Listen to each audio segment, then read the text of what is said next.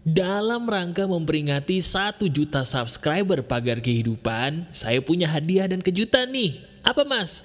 Buku saya harganya jadi turun banget dan ini hanya berlangsung selama beberapa hari ini aja. Jadi kalau kamu mau silakan klik link yang ada di deskripsi, itu bisa diklik. Kalau masih ada bukunya ya buruan beli. Tapi kalau habis ya mohon maaf ya, karena ini harga spesial khusus sekarang aja. Kamu ingin tahu kisah hidup saya sampai saya bisa di titik ini? Berarti kamu suka buku itu. Silakan diklik ya, mumpung masih ada.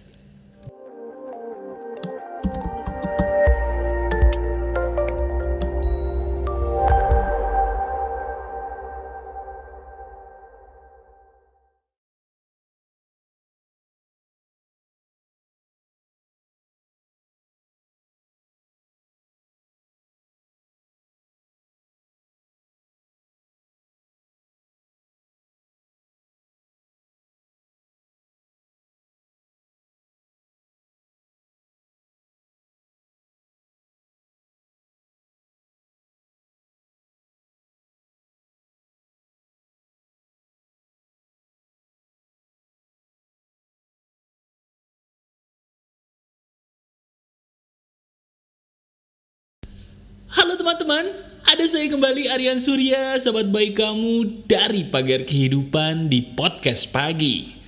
Kenapa perasaan kesepian itu mendadak bisa tiba-tiba muncul dalam hidup saya? Nah, ini dia. Sebuah topik pembahasan yang betul-betul emas banget, lagi-lagi daging ya. Karena kamu, diri kamu sebagai sahabat saya, baik yang sudah lama mengenal Pagar Kehidupan atau baru nggak sengaja ketemu video ini, pasti masalah kita sama. Kenapa perasaan kesepian bisa tiba-tiba muncul? Ya udah, yuk kita langsung bahas saja. Ini menarik banget dan ini bisa membuka pikiran yang selama ini belum terbuka. Menarik nih. Sekarang langsung aja. Pernah gak sih kamu dalam hidup gitu ya, entah kapan, tiba-tiba mendadak suka merasa sedih sendiri. Bahkan kadang-kadang, maaf ya, saking sedihnya tanpa alasan yang jelas kita suka mendadak nangis sendiri. Padahal kita gak lagi nonton film sedih, kita juga lagi gak ada kabar duka baru-baru ini, tapi entah kenapa ada sebuah perasaan yang menarik kita untuk tiba-tiba sedih bahkan sampai menangis. Sekarang langsung aja, tanpa banyak basa-basi, saya sebagai sahabat kamu ingin menjelaskan kenapa sih hal itu bisa terjadi. Kita harus tahu dulu nih sebabnya, supaya kamu bisa sembuh total. Oke? Gini penjelasan ilmiahnya. Pertama, perasaan kesepian itu bukan karena sepi. Saya ulangi, perasaan kesepian itu bukan karena sepi. Jadi kalau selama ini mas, saya ini rasanya kesepian. Kenapa? Karena saya jomblo. Bukan. Bukan karena diri kamu tidak punya pasangan, lantas kamu sedih. Atau mungkin kamu berkata, mas, saya ini gak punya temen, jadi saya rasanya kesepian. Bukan. Bukan karena diri kamu gak punya temen juga, sampai akhirnya kamu sedih. Beda. Sepi itu di saat kita tidak punya siapa-siapa. Sepi itu di saat kita tidak mendengar suara apapun yang gemuruh. Itu sepi.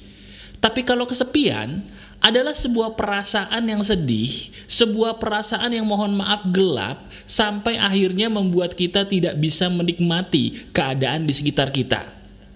Sekarang saya tanya, pernah gak kamu merasa sedih banget di tengah-tengah keramaian? Pernah? Nah itu tuh yang saya maksud.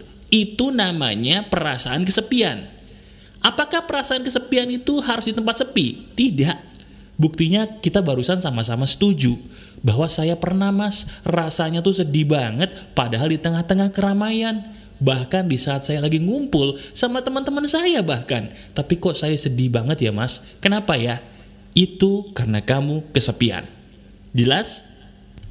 Nah, pertanyaan emasnya, kenapa saya bisa kesepian mas? Jawabannya adalah begini. Orang itu merasa kesepian karena di lubuk hatinya yang terdalam ada perasaan ragu. Saya ulangi, orang bisa merasa kesepian, tiba-tiba mendadak sedih sendiri, bahkan pengen nangis sendiri. Itu karena di lubuk hatinya yang terdalam ada perasaan ragu. Ragu kenapa, Mas? Ragu karena di dalam batinnya yang terdalam, kalau dia jujur, ada pertanyaan yang berbunyi seperti ini. Siapa ya yang bisa mencintai saya dan memeluk saya untuk selama-lamanya? Saya sebenarnya pengen diajak ngobrol dengan tulus. Saya sebenarnya pengen dipeluk dengan tulus.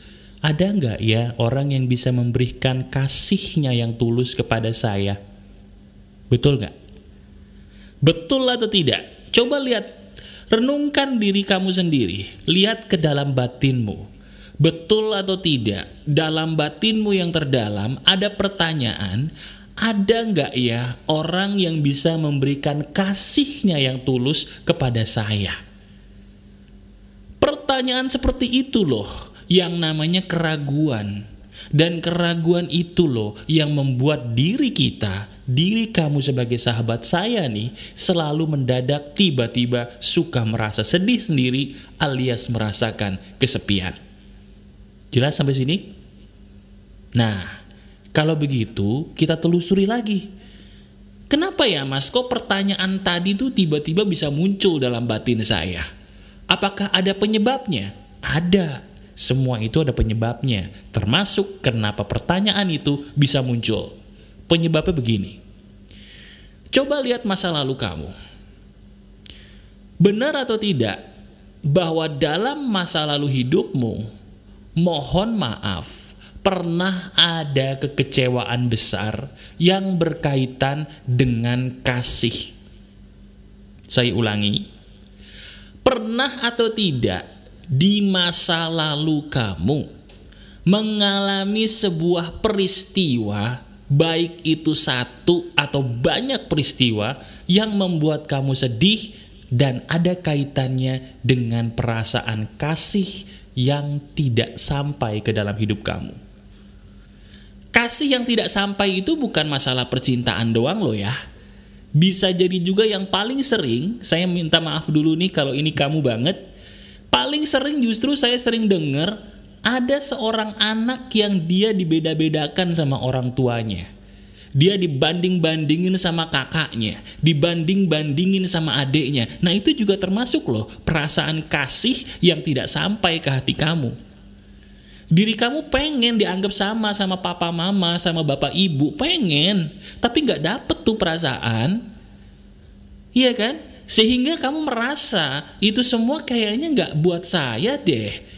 Lantas kamu bertanya dalam hati, ada gak ya orang yang bisa memberikan kasihnya dengan tulus kepada saya? Muncul tuh. Di saat pertanyaan itu muncul, mendadak kamu jadi sedih sendiri, gelap, dan tidak tahu mau kemana. Itulah kesepian. Jadi sekarang coba kita renungkan dulu, lihat hidup kamu baik-baik. Ada nggak di masa lalu peristiwa di mana kamu mengalami sebuah hal yang menyakitkan atas nama kasih dari orang-orang terdekat kamu?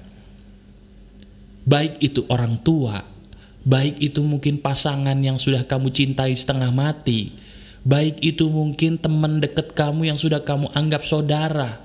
Atau mungkin maaf bisa juga diri kamu pernah dibully oleh banyak orang di masa lalu yang sakitnya tuh bukan main kalau dipikir-pikir. Nah, peristiwa-peristiwa seperti itu yang membuat pertanyaan keraguan tadi muncul dalam batin kamu. Dan pertanyaan itu loh yang membuat kesepian jadi terasa dalam diri kamu. Diri kamu mungkin selama ini sudah mencoba untuk jadi orang yang kuat. Sudah merasa bahwa saya bisa menghadapi ini, itu masa lalu saya. Saya sudah melalui itu, sudah lewat, saya bisa menghadapinya, saya mampu menghadapinya. Tiba-tiba, di saat-saat yang tidak terduga, kamu menangis sendiri, sedih sendiri. Kok bisa? Karena ternyata pertanyaan itu masih ada dalam batin kamu. Pertanyaan yang bertanya, ada nggak ya orang yang bisa memberikan kasih yang tulus kepada saya? Betul nggak? Kalau diri kamu mendadak sekarang pengen nangis, berarti apa yang saya katakan ini betul-betul pas banget dengan hati kamu dan ini yang benar-benar sedang kamu rasakan. Kabar gembiranya, bukan cuman kamu saja ternyata yang mengalami ini. Tangisan-tangisan yang suka mendadak muncul, perasaan-perasaan kesepian yang tidak bisa kamu tolak yang suka mendadak datang, itu adalah penyakit yang dialami oleh banyak orang, bukan hanya kamu. Nah sekarang Mas, kalau begitu sekarang saya sudah paham kenapanya. Ada nggak Mas obatnya bagi saya untuk bisa mengobati ini Mas? Karena jujur aja Mas, saya nggak mau perasaan ini terjadi terus. Saya ingin bebas dari perasaan ini Mas. Jawabannya ada. Tapi saya jujur ya, obatnya itu nggak gampang. Namun bisa kamu lakukan kalau ada kemauan. Pengen tahu? Ya udah. Obat untuk mengobati perasaan kesepian adalah 2. Cuman 2. Pertama, kamu harus mulai bisa memaksakan diri mendoakan orang yang membuat kamu sakit di masa lalu tadi. Doakan dia atau mereka dengan doa-doa terbaik. Waduh Mas, itu susah Mas. Ya gak mungkin lah Mas saya doain beliau atau doain mereka lah. Gak mungkin, sakit banget kok. Gak mungkin gak bisa saya. Nah itu dia. Saya bilang tadi di depan obatnya ada tapi susah. Namun orang yang saya paksa melakukan itu sembuh loh. Tadi saya bilang bukan cuma kamu doang yang mengalami hal ini kan. Banyak. Nah orang-orang yang banyak tadi saya tolong menggunakan cara ini dan berhasil. Sekarang pertanyaannya, diri kamu benar-benar pengen pulih atau cuman kepengen doang tapi gak mau sungguh-sungguh pulih? Coba, kalau kita benar-benar udah capek kesepian terus, solusinya bukan cari pasangan, bukan cari teman sebanyak-banyaknya, bukan minum minuman keras, bukan narkoba, bukan ngerokok, bukan maksiat. Solusinya nomor 1, doakan orang yang sudah menyakitimu di masa lalu dengan doa terbaik. Paksa, paksa, paksa. Contoh, misalnya kamu lagi berdoa nih sesuai dengan keyakinan kamu. Setelah kamu mendoakan diri sendiri, mendoakan orang-orang yang kamu kasihi gitu ya, selipkanlah doa buat orang tadi atau orang-orang tadi. Misalnya, ya Tuhan, saya mohon berkatilah bapak saya. Walaupun beliau pernah menyakiti saya di masa lalu, itu rasanya pedih banget, sakit banget. Tapi saya sebenarnya ingin beliau bahagia. Saya mengampuninya, berikanlah beliau kebahagiaan, dan kebahagiaan dalam hidupnya. Amin. Udah, sesederhana itu doanya. Intinya, kamu doakan dia atau doakan mereka orang-orang yang menyakitimu supaya mereka atau dia bahagia. Ketika diri kamu lulus bisa mendoakan mereka atau dia dengan doa terbaik seperti yang saya contohkan tadi, itu luka batinmu pelan-pelan sembuh. Saya ulangi ya, luka batinmu pelan-pelan akan pulih, akan sembuh. Boleh dicoba. Itu yang pertama. Berat gak? Berat, karena kamu tidak pernah mencobanya. Paksakan. Sesuatu yang dipaksakan, awalnya doang berat. Tapi percaya sama saya, seiring berjalannya waktu, dirimu akan terbiasa. Dan kalau udah terbiasa, hal yang berat jadi ringan loh. Betul gak? Paksakan kalau kamu mau sembuh. Coba. Nah, kalau tadi kan yang pertama tuh Mas. Iya, tadi Mas Aryan bilang ada lagi nih satu yang kedua. Apa Mas? Berat juga gak Mas? Yang kedua ini lebih ringan daripada yang pertama tadi teman-teman. Apa itu? Menangislah ketika kamu ingin menangis, tapi sebut nama Tuhanmu di dalamnya. Saya ulangi. Menangislah ketika kamu ingin menangis, gak usah ditahan, gak usah pura-pura tegar, tapi selipkan nama Tuhanmu ketika dirimu menangis. Contoh, misalnya karena saya sebagai orang muslim ya, saya mencontohkannya sesuai dengan keyakinan saya. Ketika saya lagi pengen nangis, saya sedih gitu ya mengingat orang-orang yang di masa lalu menyakiti saya. Setelah saya mendoakan mereka, saya masih pengen nangis gitu ya. Nangis saja.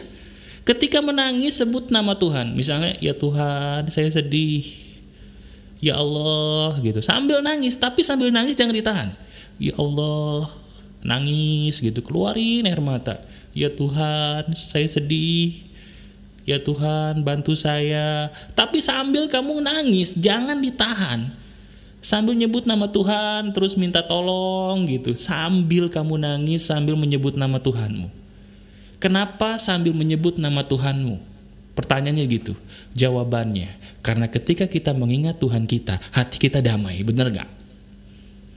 Salah satu trik saya, kalau lagi sholat, selesai sholat, saya wajib zikir nyebut nama Allah. Kenapa? Karena hati saya tenang. Orang nyari obat ketenangan di mana-mana, padahal obat ketenangan itu ada di dalam batinmu, yaitu mengingat Tuhanmu dan menyebut namanya. Itu benar. Coba deh, kalau diri kamu gak percaya, praktekin video ini. Gak boleh ditahan-tahan tuh tangisan. Orang diciptakan bisa menangis, ada tujuannya supaya manusia itu pulih. Bukan karena Tuhan iseng. Paham ya? Jadi kalau kamu ingin menangis, menangislah, tapi selipkan nama Tuhanmu di dalamnya. Percaya sama saya. Kalau kamu bisa melakukan dua hal ini, diri kamu akan pulih seiring berjalannya waktu. Saya bisa menyembuhkan orang lain, dan saya pun insya Allah seizin Tuhan dengan cara ini bisa memulihkan kamu. Dengan syarat, kamu mau sembuh. Oke?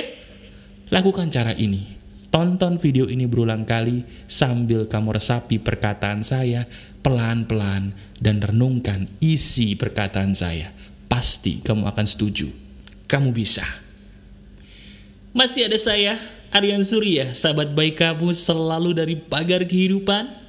Tetap keep the spirit, keep sharing, and keep loving. Bye-bye.